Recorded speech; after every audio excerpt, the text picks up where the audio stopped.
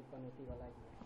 जिस तरीके से क्रिकेट में भी आरोप लगा प्रधानमंत्री जी पे, और ममता बनर्जी ने भी बोला पापी सर, और अरविंद केजरीवाल के ट्विटर हैंडल से। देखिए, जब 10 बार भारत की टीम ने चुनाव जीता तब किसी ने कुछ नहीं बोला।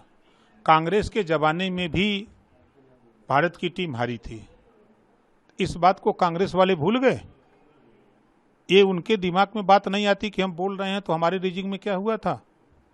तो ये उनके जो बयान हैं उनके लिए खुद पनौती है। 14 का चुनाव खुद कांग्रेस के लिए पनौती थी। फिर उत्तर प्रदेश में 17 और 22 का चुनाव उनके लिए पनौती थी। 19 का चुनाव उनके लिए पनौती थी। महिला आरक्षण का बिल वो पास नहीं कर पाए, उनके लिए पनौती थी। लेकिन मोदी जी ने ललकारा और सभी लोगों ने वोट दिया, पास हो गया। तो ये उनके जो बयान आ रहे हैं, ये उनके बयान में कोई दम नहीं है।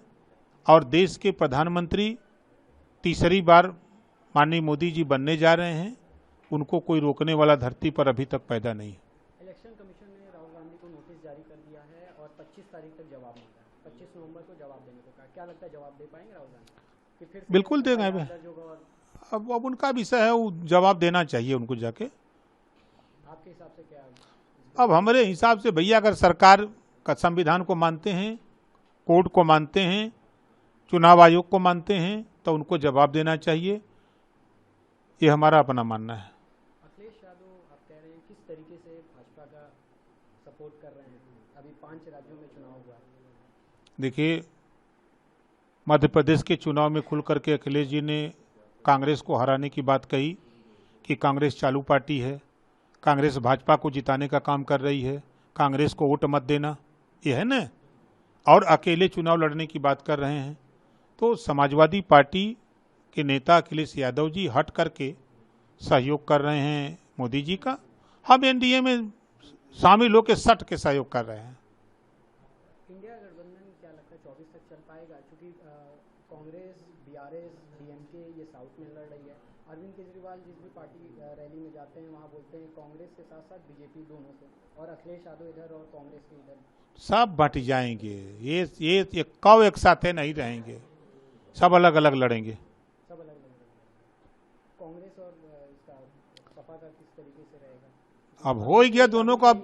खाली तलाक बाकी है, सब कुछ हो गल है, खाली तलाक बाकी है। आने वाले 2024 इलेक्शन में आप किस तरीके से अपना सहयोग देंगे? देखिए, कितने सीटों पे? यूपी में कोई लड़ाई नहीं है। जब देश का चुनाव होता है तो देश की जनता देश के हित के लिए वोट देती है। देश कैसे सुरक्षित रहे, 140 करोड़ लोग देश में कैसे अमन चैन की जीवन जिए, उसके लिए देश की जनता वोट देती है। प्रदेश का चुनाव अलग अलग स्टेटों का अलग अलग सिचुएशन से होता है। तो 24 के चुनाव में मोदी के सामने कोई चेहरा नहीं है। और जहां तक हमारा सवाल है, तो जब चुनाव आएगा तो सीट उठ बांटी जाएगी। सीट उठ का झगड़ा फगड़ा हमारे यहाँ नहीं होता है। बिहार में जिस तरीके से रिजर्वेशन का लिस्ट दिखा, तो आप किस तरीके से कितना मांग करते हैं? जब 8 बार मुख्यमंत्री थे नीतीश जी तब नहीं आरक्षण दिए, अब तो लूट रहे थे ये सब। लालू जी थे तब ये सब लूट रहे थे, अब आरक्षण दे रहे हैं। ये खाली चुनाव में वोट लेवे बदे गुमराह कर रहे हैं सब। ये लोग का ड्रामा है, सब ड्रामा पार्टी बना दिए हैं। नीतीश जी भी मदद कर रहे हैं क्या बीजेपी को? तब क्या कर रहे हैं? किस तरीके से मदद कर? अरे मध्य प्रदेश में चुनाव लड़ा नीतीश जी ने, अपना प्रत्याशी खड़ा किया कि भाजपा को जिताओ, कांग्रेस को हराओ, नारा लगाया। एक आखिरी सवाल, आप मंत्रिमंडल विस्तार में जिस तरीके से आपको लेकर चल रहा है उसको क्या? जिस दिन विस्तार होगा उस दिन जरूर शामिल होंगे राजभर। कैबिनेट में बिल्कुल होंगे।